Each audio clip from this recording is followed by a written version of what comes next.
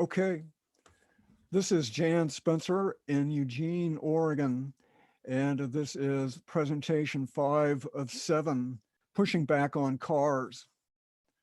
And the image you see there is my own backyard here in Eugene, or at least as it looked during the summertime. Doesn't look like that exactly right now.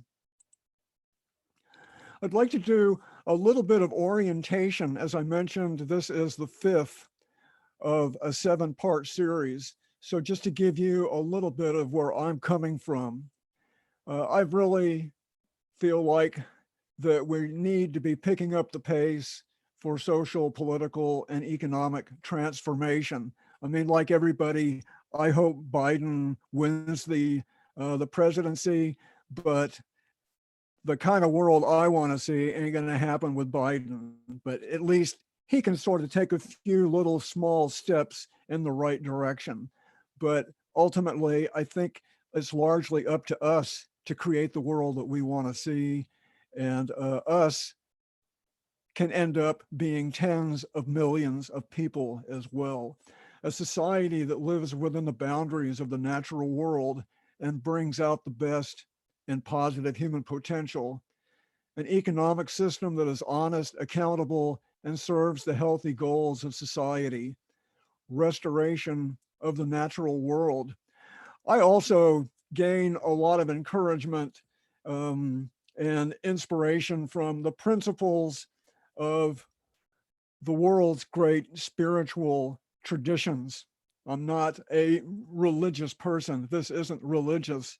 This is the social principles, all shared by almost all the world's great spiritual traditions. Care for the natural world, modesty of lifestyle, service to the community, personal and society uplift, and being responsible for our own actions.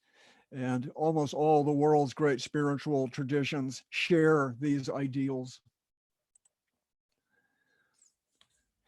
So pushing back on cars is a good fit for this entire series of presentations. Given the deepening social, political, economic, and environmental trends, reducing our ecological footprints is an enormous part of moving towards the kind of world I think most of us or many of us would like to see. We're just consuming too much. That's not a radical opinion. That is well accepted by just about everybody, even people who have got big eco footprints. So cars do have an enormous ecological footprint. And it's hard to live without a car, that's for sure. There's a reason for that. I'm not going to go into that quite at the moment, but this presentation will show some wonderful examples of pushing back on cars. And I'm really excited, some from this country, some from mostly Europe. We'll see a little more about that. I have to make full disclosure, I am into bicycles. I've been riding a bike since I was 5 or 6 years old, and these are just several of my favorite bike pictures. So I'm very biased for bicycles.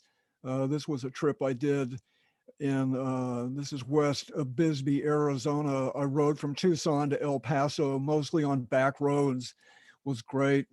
A number of years ago, biking in Sardinia. I biked a good deal in Europe, and this is like coming in for a landing.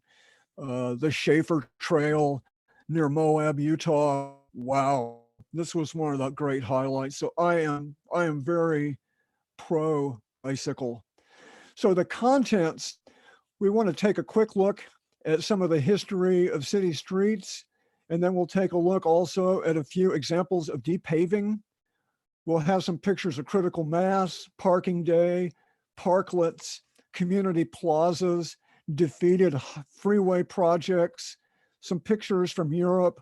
I'll make some comments, and we'll have an overview of the series, the previous presentations, just so you have a little bit of an idea of what's come before this, and then the 2 more presentations. There's 2 more after. this presentation, and I want you to know about those as well. And then we'll take a short look at the benefits, which are many. Well, this picture here is a screen grab right here. I was watching an Italian documentary. I like to watch news and documentaries in Italian to work on my Italian. This was just a nice tourist-oriented guided tour of Pompeii. And when I saw this right here, these are bollards. This is Pompeii. This scene looked similar to this over 2,000 years ago, but this is a street right here. And these are bollards. And if you know what bollards are, they are devices that we're seeing more of that oftentimes kind of keep cars from going in a certain place.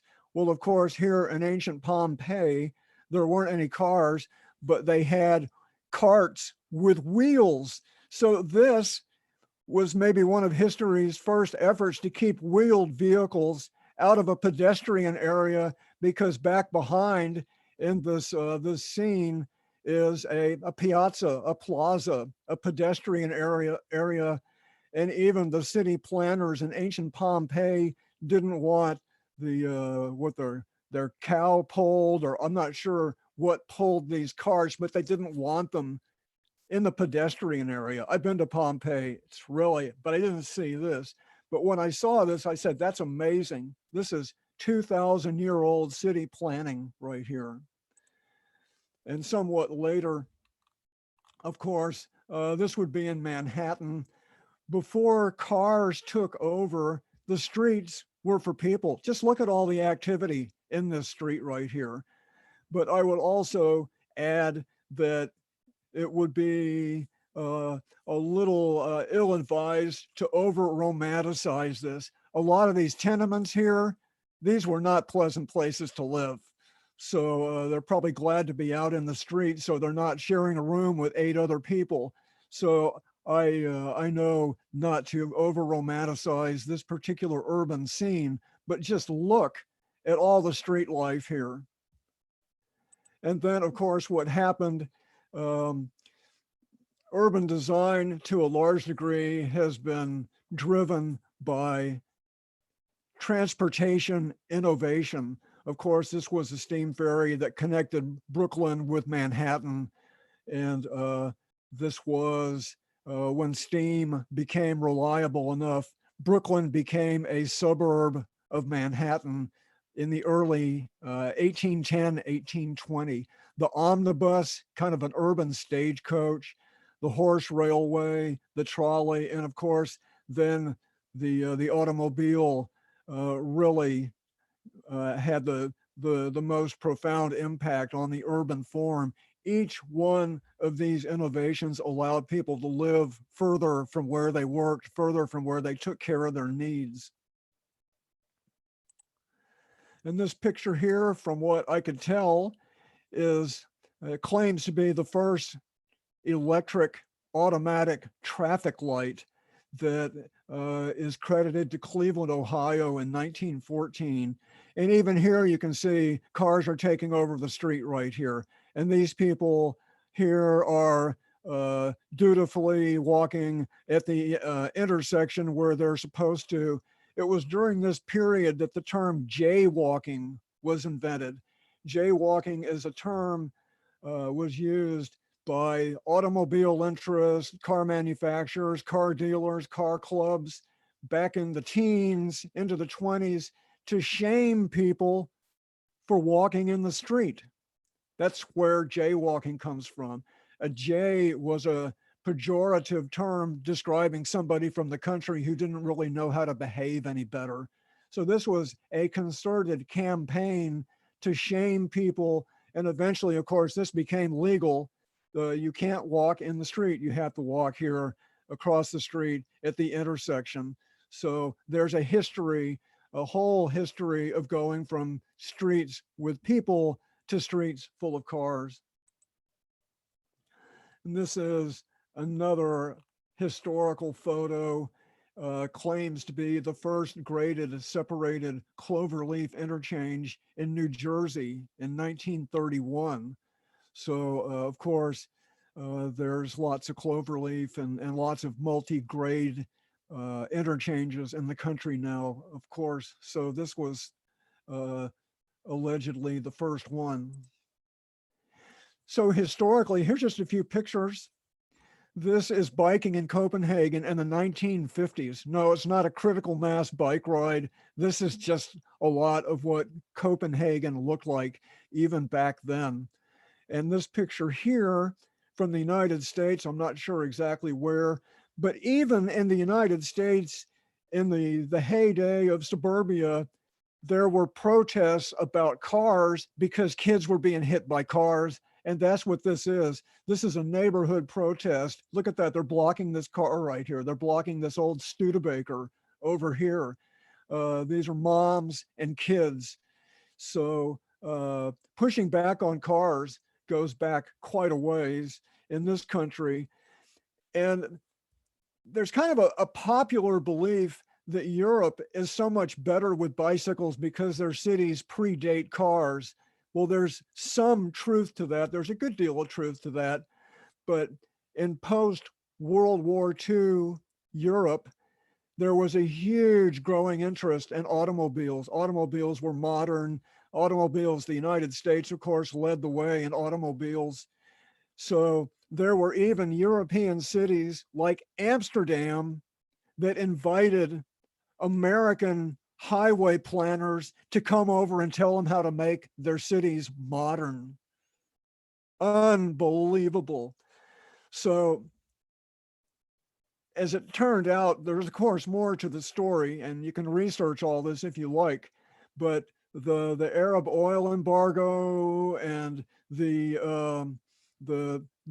began to be a pushback, a popular pushback in much of particularly Northern Europe, saying we don't want to have cars taken over our cities. And you can find historical photos of even places like Amsterdam and Copenhagen where there's cars parked on the sidewalks. There's cars everywhere. So cars parked in historical public places as parking lots.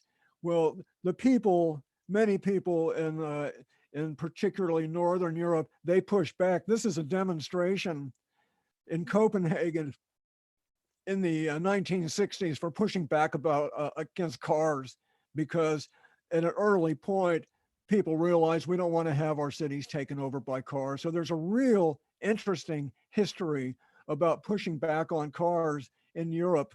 So this type of demonstration can take a good deal of credit for where Europe is today. And I certainly wouldn't say Europe is perfect in terms of their urban transportation, but I've spent a good deal of time in Europe. I've spent actually a lot of time in Europe, a couple of years in Europe, and it's much better than what we experience here. And of course, whoops, no, this is what I want. Oh, this is what I want. And part of the reason is, of course, the interstate highways, and there was enormous amount of business interest, economic interest in pushing automobiles in the United States. Of course, cars are incredibly seductive. What could be better than just kind of sitting there and going down the road at 50 or 60 miles an hour? But there is a lot of economic interest. I would encourage people to do some reading about how cars came to dominate the way they do right now. One really good book I've read is Crabgrass Frontier by Ken Jackson. Crabgrass Frontier by Ken Jackson. He's a history professor at Columbia. I've actually interviewed him, and it's not a difficult reading book at all, but it's a good history of suburbia. But the interstate highways carved up many, many cities. This is Detroit right here. They were famous for carving up inner city neighborhoods, mostly black neighborhoods, so suburban commuters could make it downtown easily. Just look at this right here. That's just, it's and interstate highways, of course, spread out even more where people lived and where they would take care of their needs. This was an early shopping mall also in Detroit. So of course, here's the interstate highway system, um, one of the largest public work projects in the world's history right there, and was a great benefit to the automobile culture. And this picture here is Interstate 35, 635, and Central Expressway in Dallas, Texas.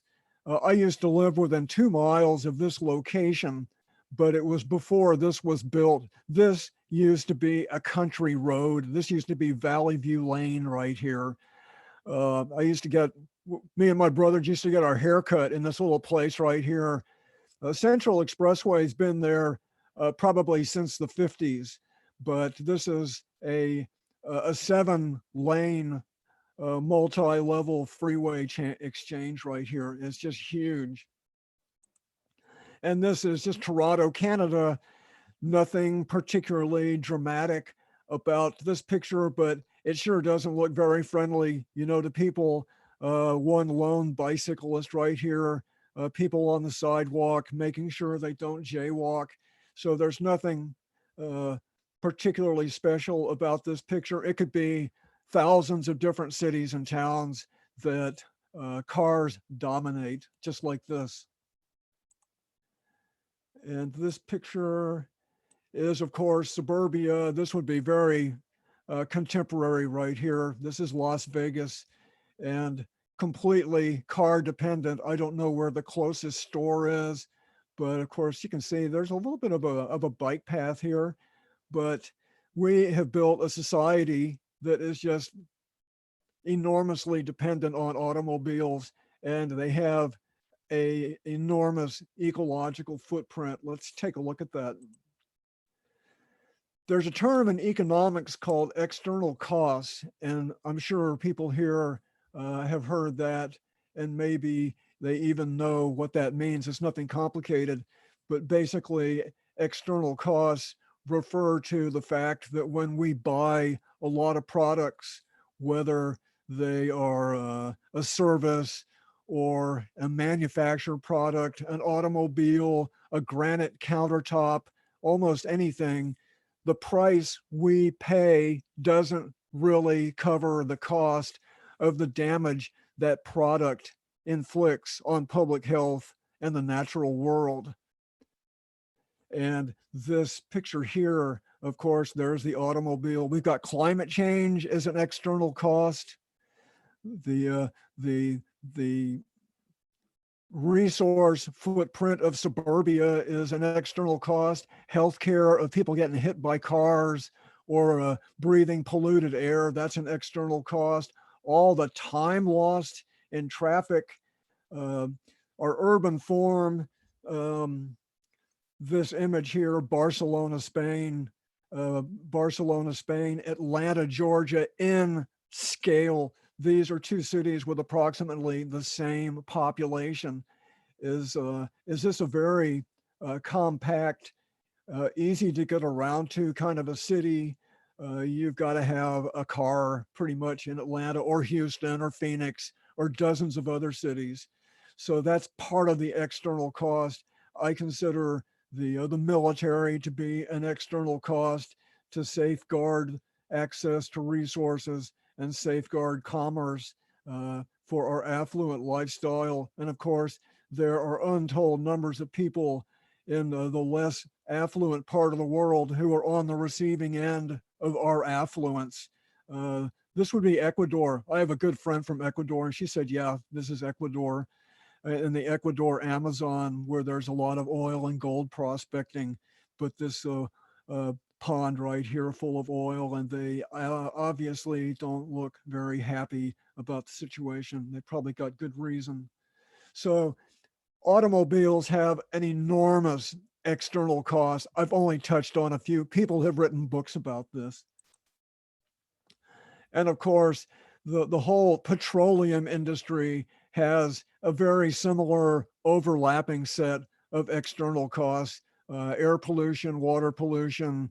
This would probably be a big Gulf of Mexico blowout. Some of the same pictures, uh, sort of environmental racism. This probably someplace, could be Texas, could be Louisiana. The visuals of the car built society, I can't imagine anybody feeling uplifted living in a place like this. And we all experience places like this.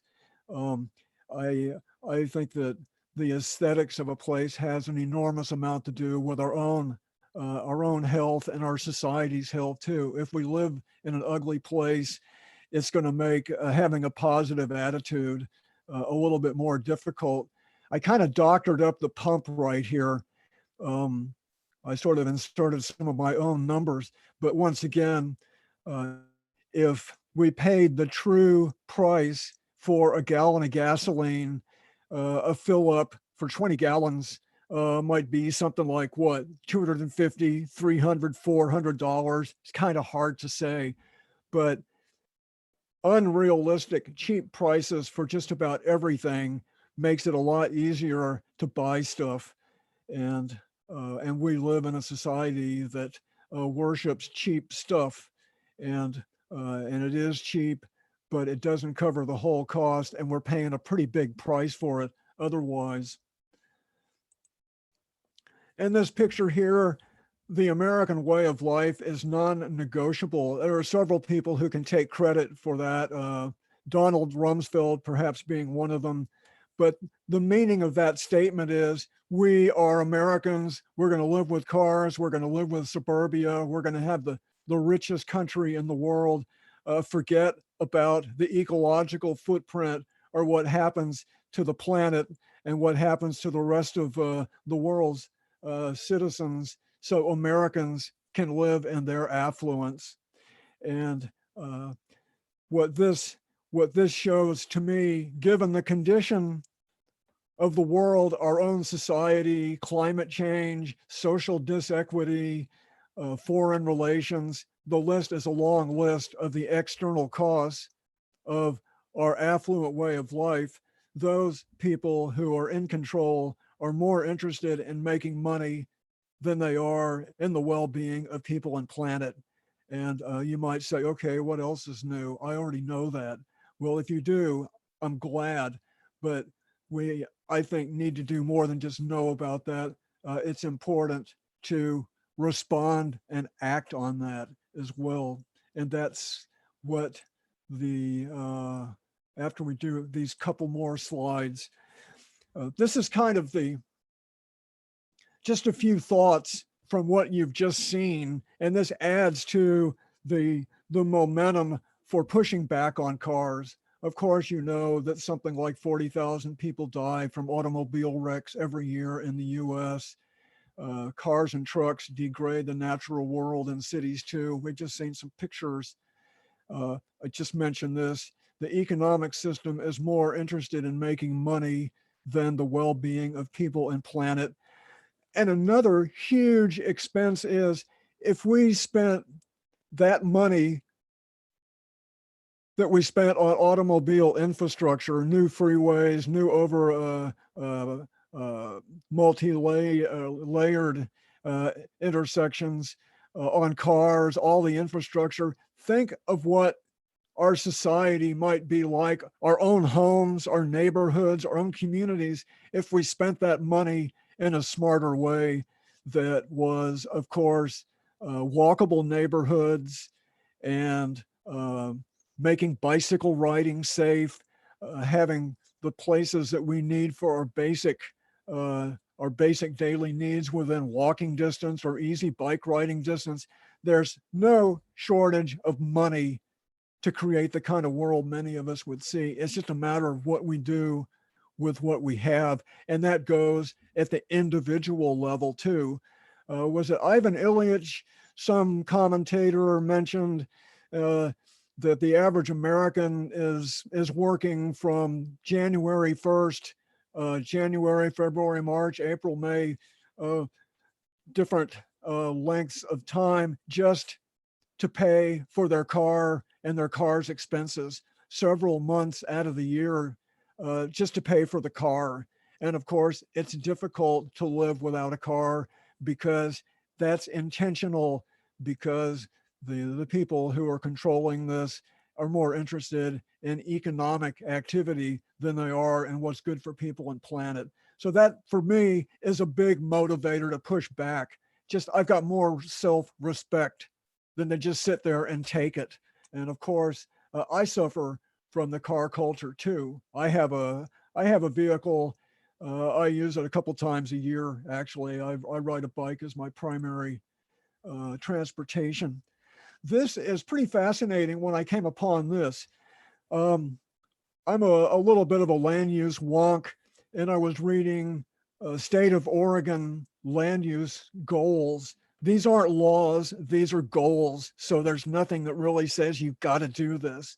But, and every city has different types of goals over a 10, 20, 30-year period. Every city's got kind of planning goals. And I've looked at Eugene's planning goals, and these are kind of a combination of Eugene and Oregon. The local goals have to conform to the state goals. So these are all coherent with each other. But these are sentences I lifted out of official documents.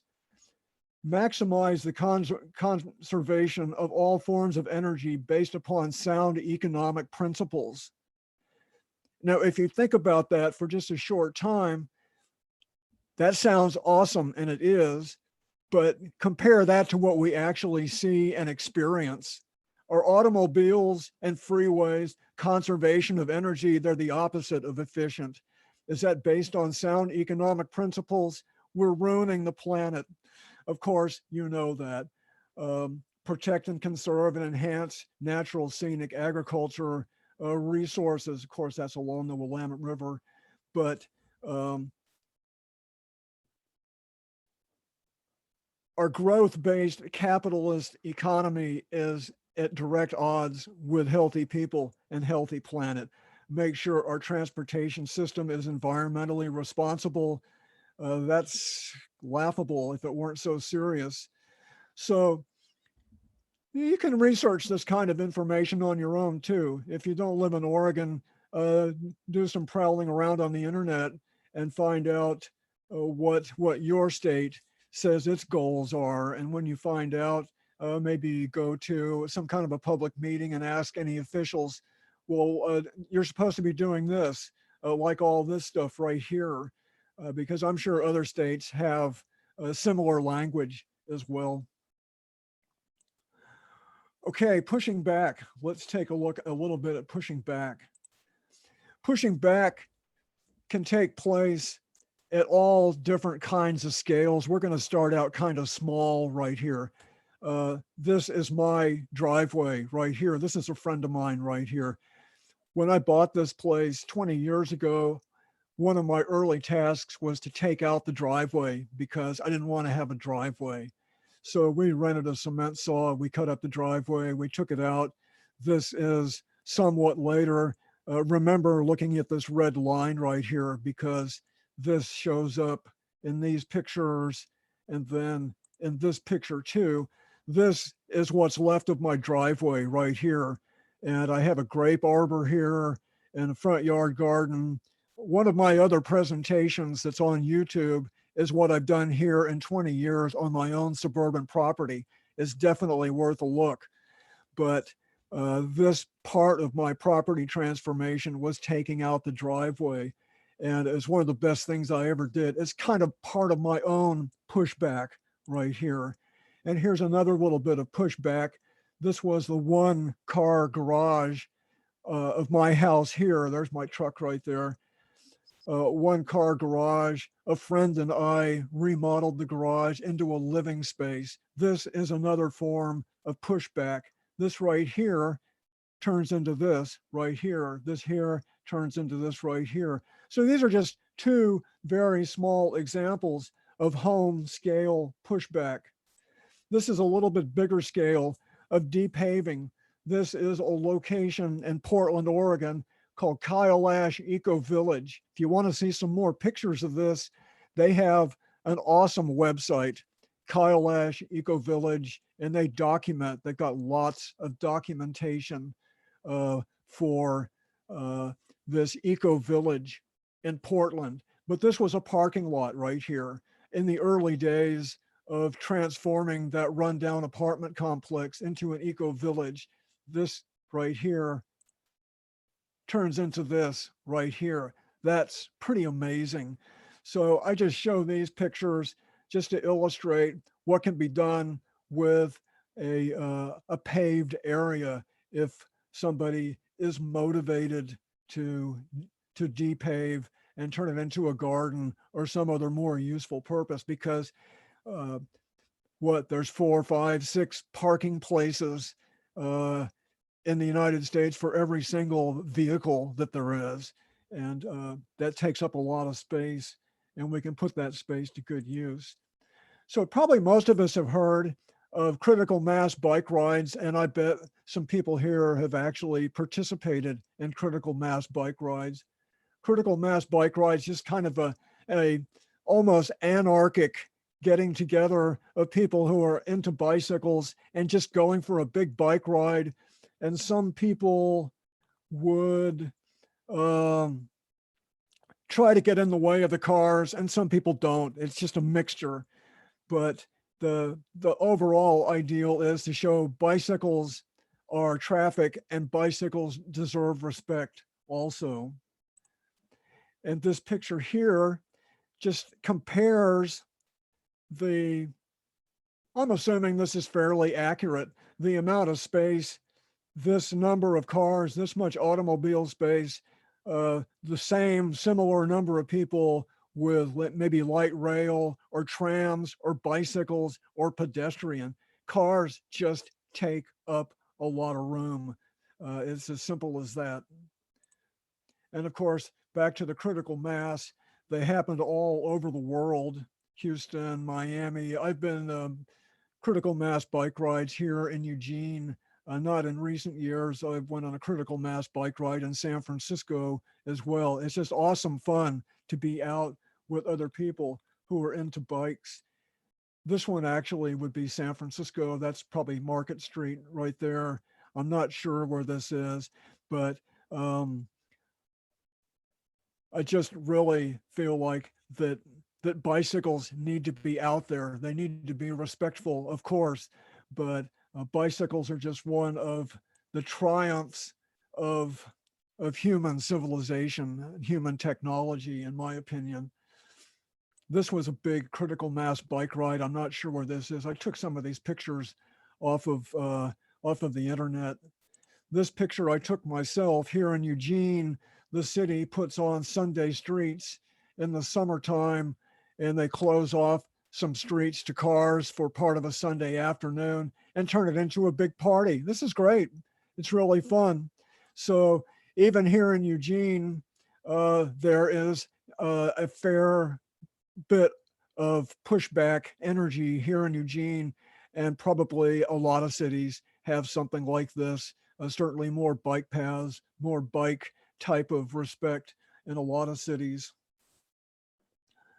Parking Day is a fun little event. We've had a few of these here in Eugene in the past. I don't know of anything recently, but Parking Day is kind of a temporary little taking over of a parking place. So this would be, there's a car here, this is right on the street, but the idea to create a little parklet where there's usually not, this would be temporary once again, but very good sense of humor, different examples of Parking Day. And once again, the message being that we could be making better use of this space. We've got all this parking space. We can make better use of this space. In a few minutes, I'll show you a picture that is this kind of a scene multiplied times about 50 for what may be the preferred future for Paris, France. We'll show those pictures shortly. But this is Parking Day, little baby pushbacks right here. Little baby pushbacks. Look at this. This is fun. It should be fun. This is a lot more fun than having a car parked here, for sure. So parklets are related to just the previous pictures. A parking day, parklets are actually more permanent. San Francisco is kind of known for its little parklets, and more cities are making parklets as well. Parklets are taking those parking spaces and actually making a more permanent installation that is going to last, depending upon what the location in the city, a half a year or maybe even totally permanent. So here is a parklet, and you can tell this looks a little more permanent. You know, that's got wood deck and some real larger potted plants. So parklets are a little bit more permanent. This is definitely permanent here. This is downtown Eugene. You can see this is a parklet right here. There's some picnic tables and eating places right here. So at one point, I'm sure this was 2 lanes of traffic here and 2 lanes of traffic over here. This is a fairly modified downtown here in Eugene, not quite perfect at all, but this downtown even has a lot of pushback characteristics. There's raised pavement to slow cars down. I'm sure this was 2 lanes in both directions at one point. And here are several more: Kansas City, Portland, Charlotte, Montpelier. Do I pronounce that correctly? So parklets, once again, a little small step in the right direction. When I found out about the community plazas in New York City, I was just like, wow, that's an awesome idea. I knew about the transformation of Times Square in New York City. I've been there a few times. That's actually a community plaza in Times Square in New York City. This is from the New York City website right here. The community plaza program basically is that people in the different parts of New York City, if they can identify a place that's currently occupied by cars that's not really performing very well, that might see a better use, that group of people can generate support for an idea to repurpose that space into public, social, pedestrian space. They need to get perhaps the neighborhood association on board, maybe some business merchants, some civic entities in that particular neighborhood. And when they have enough support and they satisfy these different kinds of requirements from the city of New York, then of course, then they go to the city and present a plan, and there's an assessment made. And if it works out, then someplace like this right here might turn into something like that. I mean, it's really small, but it's a start. There's different types of community plazas. This one would be just a temporary one-day community plaza, just sort of walled off from traffic for the day. An interim plaza that might be over the summer, or there might be a more permanent type of plaza. But this program gives people an opportunity to improve the quality of life in their own neighborhoods.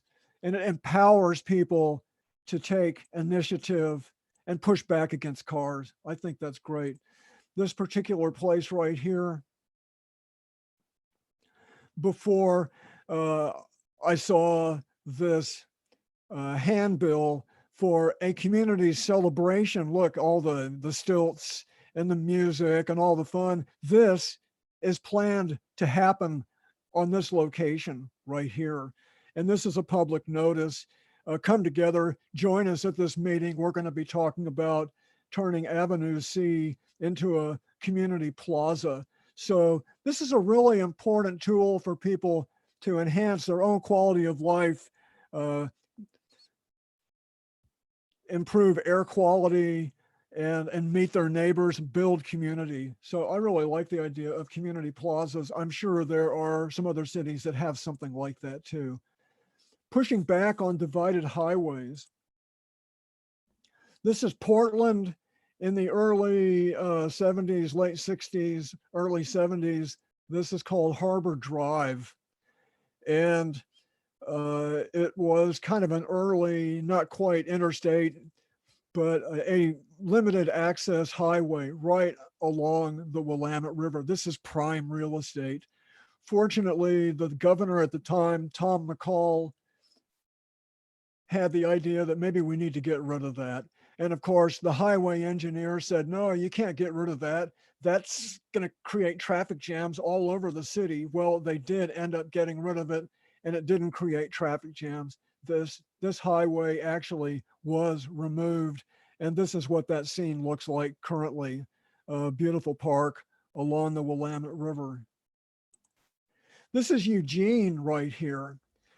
Eugene certainly has a little bit of highway, interstate here. This is a divided highway that goes here and just kind of ends here. There's a partial belt line right here, which is interstate highway grade. But what you see here with all of this orange, these were proposed limited access divided highways. These wouldn't have been interstate grade right here. I'm sure they would not have been interstate grade, but they would have been something like Harbor Drive in the previous pictures of Portland. These never did happen. And I can't imagine what Eugene would look like if all of these highways had happened. So this was just good fortune that back in the 60s and 70s, there was public pushback to the idea of building all these highways. These ones did get built. This is another one that never was built. I was part of the resistance to this one right here. And there's lots of examples of freeway pushback. The term, of course, being freeway fight. You could look up freeway fights on the internet, and you could read lots of stories where people pushed back against freeways. We need to push back on this one here in Eugene. This is actually in my neighborhood. This is part of that belt line. This going over the Willamette River right here and some of these other improvements is something like $250 million.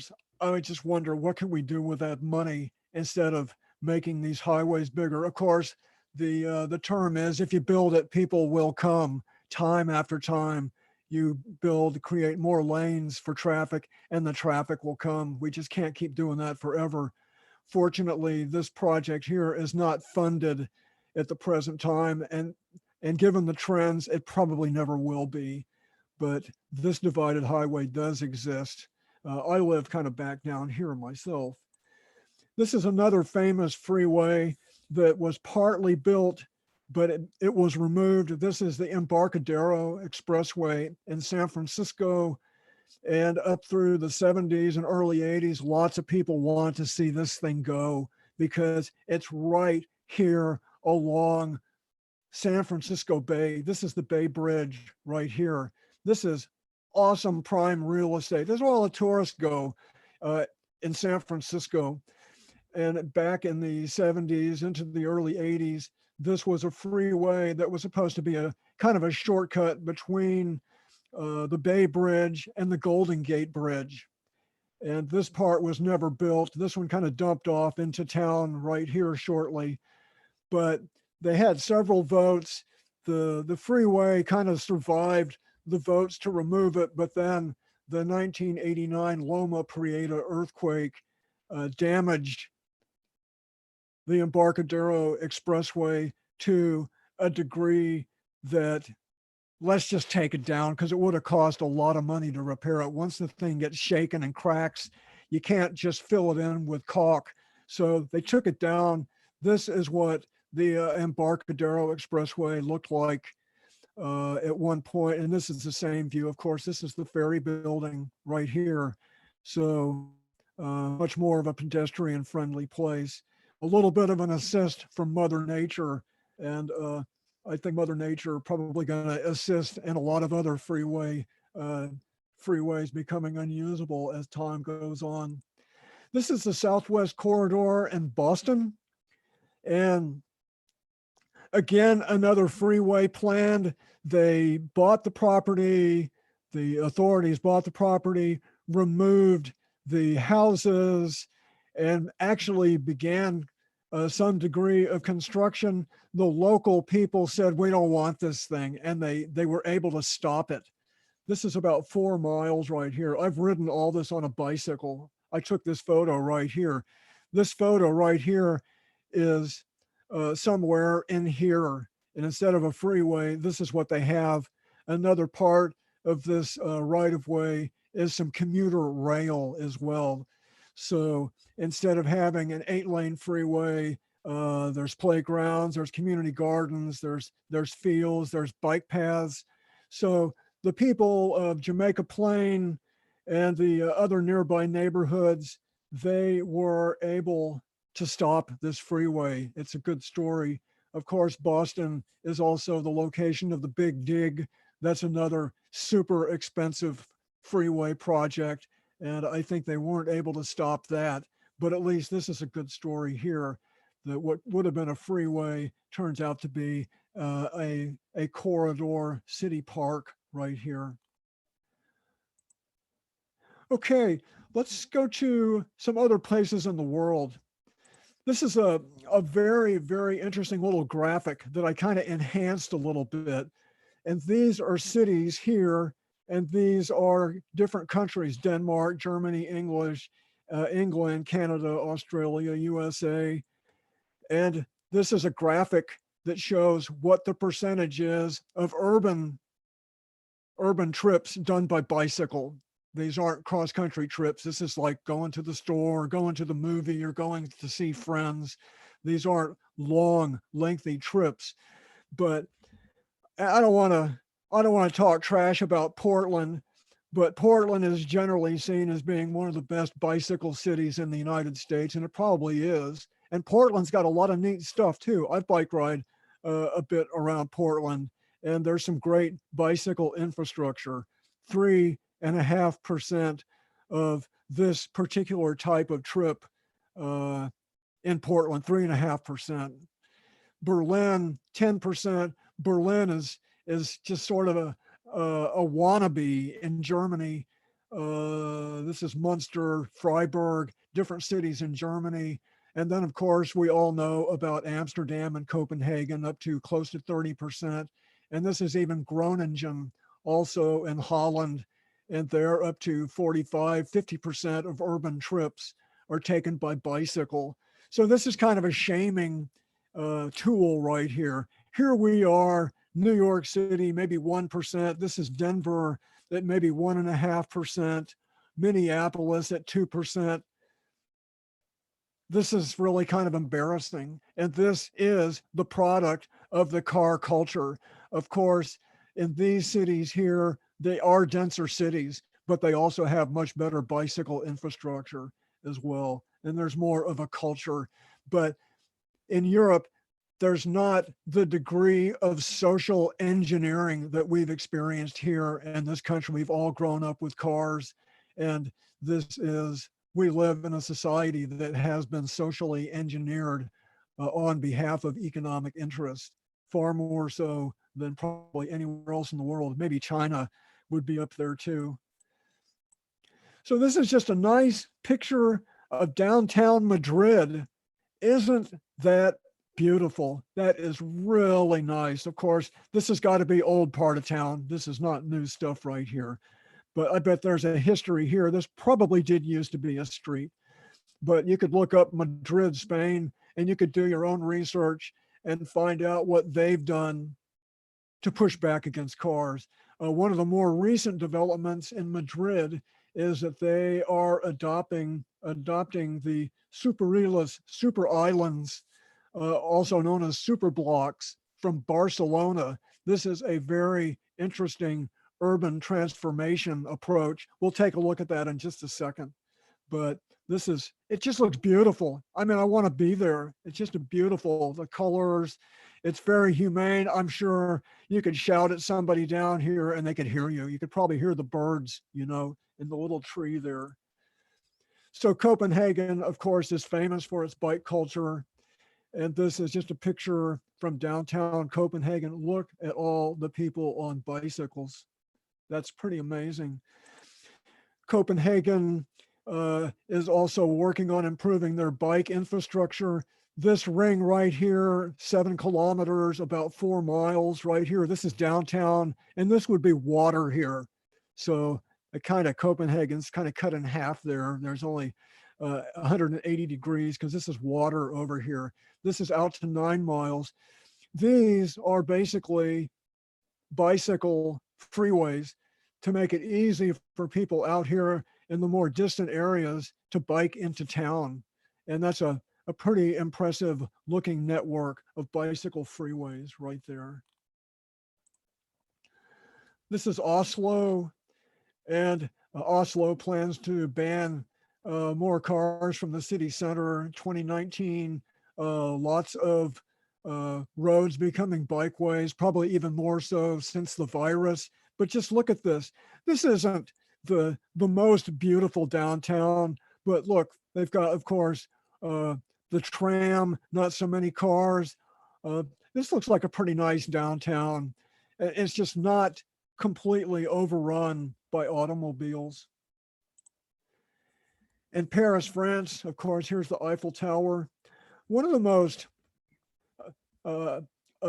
hopeful bits of news I heard coming from France over the summertime is that they had municipal elections this summer at all kinds of cities in France, like Paris, Lyon, Marseille, Strasbourg, Grenoble. These cities all elected progressive mayors, and all of these mayors, an important part of their platform was pushing back on cars. And this is a diagram that goes with Paris right here. Just look at this. Paris's second term mayor, Anne Hidalgo, has made greening the city a central part of her program right here. And remember back there at the parklets, I said I'm going to mention something about parklets when we get to Paris, France. So this is just a little parklet here, but it's parklet all along here. Basically, this could have been where cars are parked right here. And I can't imagine putting in a little stream right there, but it's a nice idea, a climbing wall. Just the whole street has been turned into a people place.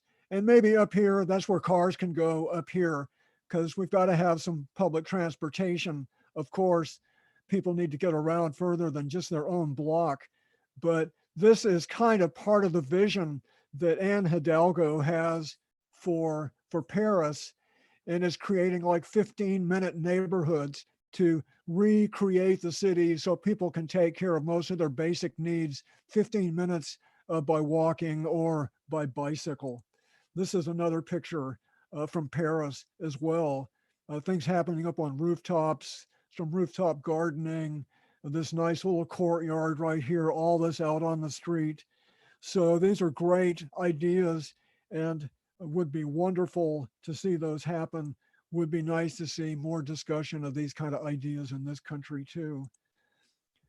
The Vauban neighborhood in Frieberg, Germany, this was a French military base. When the Cold War ended, the French said, we're gone.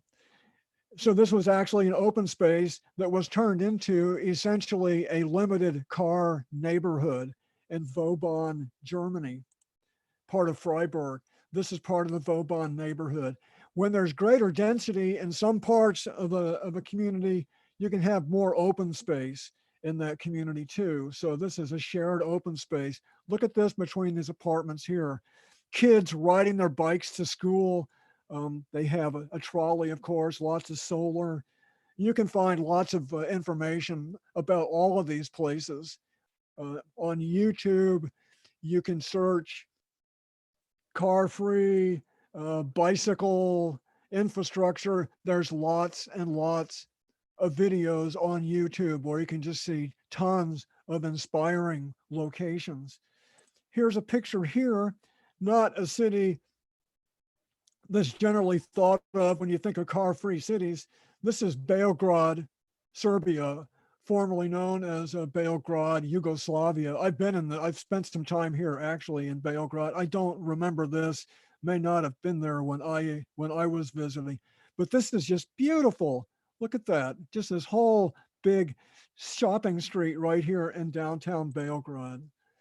And of course, bikes are coordinated with transit in Holland and Denmark, a lot of the world, but just I've never seen anything that looks like this in the United States. The closest I've seen to this in the United States is probably UC Davis in Davis, California. Got a lot of bicycles in Davis, not quite like this, but in Holland and Denmark, there's just massive bike parking, to make bike parking safe. And of course, this would be at the rail station, so you can ride your bike and take the train somewhere. So here's one of my favorite places right here. This is Barcelona, Spain. And these are superblocks. Barcelona is a very densely populated city, of course, in Europe. There's few places in the United States that could very much compare with Barcelona. Certainly some Manhattan, maybe some San Francisco, maybe some Boston. Barcelona doesn't have so many tall buildings, but the idea is that this is a super block right here. And each one of these single blocks, that may be 4, 5, 6,000 people. These are like 7, 8-story high apartment buildings right here, each one of these blocks. And these are streets here. But with the super block, these streets become major streets where you can travel from one part of town to another on these yellow ones. But these blue ones become local streets, and you can't go in here unless you live in here. It doesn't say you can't have a car, but it says you can only go in here if you live here, or of course you're an ambulance or you're a delivery vehicle. So that reduces the traffic on these streets here. Okay, well, that's nice. Take this little red rectangle right here and move that over to here. Just say this right here is this right here, becomes this right here. What they're doing is that the cars can go from here, around here, and along here on the periphery, but this inside here becomes this. And the cars can only go like 5 miles an hour. So this whole idea is to improve air quality and reduce the noise level, because the European Union told Barcelona, you need to do something about the environmental effects of cars in your community. And they came up with this approach called superblocks. This is a essentially car-free street in Barcelona. This is an early intervention right here. It's a real interesting story. If you want to read the best article I know of about superblocks in Barcelona, look up Vox. Vox is a website, kind of a progressive website. Vox and superblocks. Look up Vox article on superblocks, and it's a really good article that explains a lot about superblocks. So they kind of eased into it. It's an interesting story. This isn't permanent right here, but they took initiative, and this would have been a street right here. There's still some cars here, but they're local cars. This lane of traffic right here, it's not used for cars. You can see the benches and the potted plants. These are early interventions. There's probably about 8 or 9 super blocks so far. And of course, not everybody is for it, but they're moving forward with it. And they're learning somewhat as they go. But the whole idea is to improve the quality of life in those neighborhoods. And along with these types of interventions, they also are doing their buses different. They're doing their trains different. Barcelona has a metro system. So it's not just pushing back on cars, it's improving their entire public transportation infrastructure at the same time too. But just look, people out, probably meeting a lot of their neighbors for the first time. You can really see well here, this was an intersection right here. This was an automobile intersection right here. And and it's a playground now. So they've only got another 100 super blocks to do, a couple hundred super blocks more to go. It's the early going, but I think this is just wonderful right here, super blocks. Here's just a couple of quick thoughts coming back here to this country. And I'm sure people have thought about this. Street parking like this, there's tons of room for safe bike riding in this country. To take something, this is a one lane, this is in Eugene actually, but this could become a two-way protected bikeway right here with a curb in between the bikeway and the traffic, of course. Let's just move these cars parked here out of the way. This doesn't have to be as wide either. So, and look at this. This could just about be a freeway right here. And this is what this could turn into. We have lots to work with in this country to improve our quality of life. Personally, I think that parking lots are the new urban frontier for redeveloping parking lots. And I'm sure there are plenty of people thinking about that. If you were to look up the topic, dead malls, dead shopping malls, you would find some pretty interesting examples of transforming a shopping mall into a community college, or maybe a church, or maybe some type of civic buildings, residential. So, but this idea here is to just build on the parking lot, multi-level residential, and then of course the commercial down below. This would be a way to densify. This could become essentially a little mini downtown for this part of town. I have my teeth done in this building right here. That's where my dentist is, right there. So it's already got a little bit of professional services. But what if these kinds of structures, and make them green too? I mean, they could be improvements on this, but having a pedestrian area here, multi-layer, multi-story residential.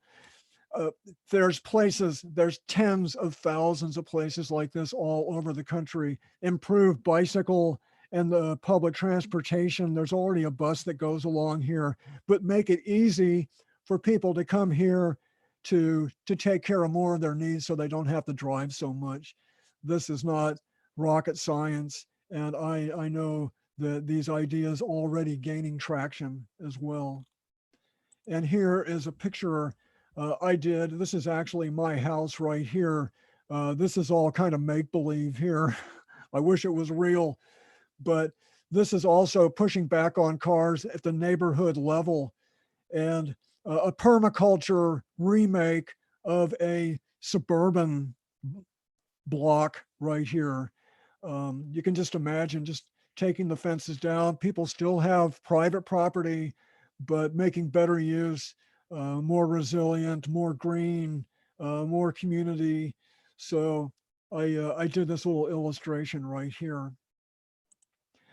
Okay, we're kind of on the home stretch. I just want to take a quick look at the previous presentations just to give you a little bit of an idea of what's happened so far in this series.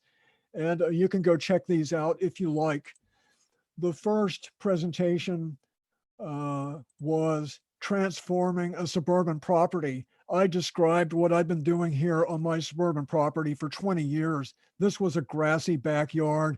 This is a patio that was turned into a passive solar space, edible landscaping everywhere, increased residential density. That garage turned into a living space is this area right here. And my driveway's over on the other side of the house, rainwater collection system, all kinds of stuff. Um, and this, of course, is the URL for that, but that's on my website too. Allies, assets, and actions. Just different examples of people taking social and built infrastructure and being creative with it for a positive cause. That's what all this is about. Um, Neighborhood associations. I'm very keen on neighborhood associations. I'm on the board of my neighborhood association. There's nonprofit organizations, there's movements. Uh, I made reference to Kailash Eco Village. A run down apartment complex became an eco village. So this presentation is just examples of wonderful things, community collaborations, and taking underperforming social and built infrastructure and upgrading it and doing something positive with it. This third presentation was about ecological footprints.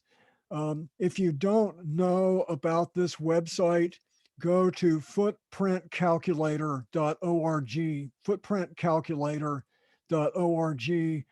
And this is a website and it's a survey, and you can answer all these questions about your lifestyle. And when you finish, it will give you a, uh, a result of how many planet Earths it would take for everybody alive, 8 billion people to live like you. Are you at a one Earth lifestyle, or are you at a 3 or a 5 or a 10? The average American is about 5. So enormous need to downsize the material and upsize, the community. So that's what this presentation was about. A little bit of what might a one Earth lifestyle look like? What might a one Earth economy look like? Very different from what we have right now. This was the most recent presentation I made, Critique of Capitalism and the Consumer Culture. So I went into more detail about external costs, about the magic of the marketplace, the invisible hand. I kind of deconstructed the myths of our economic system. It really is a mythology. The idea that to create as efficient of an economic system as we can, we're the opposite of efficient because it makes more money to not be efficient. And this is a timeline. So this is a good critique of capitalism with some other ideas about how would our jobs look? How would our lifestyles look? Again, what would be different if we were living within the boundaries of the natural world? Just some ideas about what sustainability might look like. So this is 2 weeks from now, November 18th, preview of a preferred future. This is going to be all good stories, a little similar to the allies and assets, but maybe a little more focused. But this is all putting many of the pieces together. Responsible economics, repurposing the urban landscape, positive human potential. So this particular presentation, 2 weeks, and this one actually on a Wednesday right here. So the information, all the Zoom information is on my website as well. That's going to be a really enjoyable, positive presentation. And this is the last final presentation. I'm calling this System Change. And kind of the little phrase I came up with is a new movement that already exists. This whole idea is predicated on I wouldn't say the belief, I would say the fact that when you think about all the different environmental challenges we have, the political and economic issues of overconsumption, of disequity, of homelessness, pollution of all kinds, the public health problems that we have, so many of them, the common denominator is our economic system. And because of that, and you think about most of the movements, the nonprofit organizations, the ad hoc organizations, ranging from the Red Cross to the Sierra Club to your local affinity group or your food buying club, they, in a sense, are all making effort to address the problems that capitalism has put on us. So I consider, whether they know it or not, all these different entities, whether it's Black Lives Matter or the Occupy movement, or even the counterculture from back when I was that age, they all have the same common denominator. They're pushing back about against market capitalism. What if these entities realize that and they began to coordinate their actions and push back, not only about pushing back on cars, but pushing back on this economic system, which of course, pushing back on cars is an enormous part of pushing back on capitalism and the consumer culture. So that's what this presentation is going to be about. I'll go into more detail for sure. I'm really excited about this. So this is just about it. Like I just mentioned, pushing back on cars is pushing back on a dishonest economic system and the consumer culture.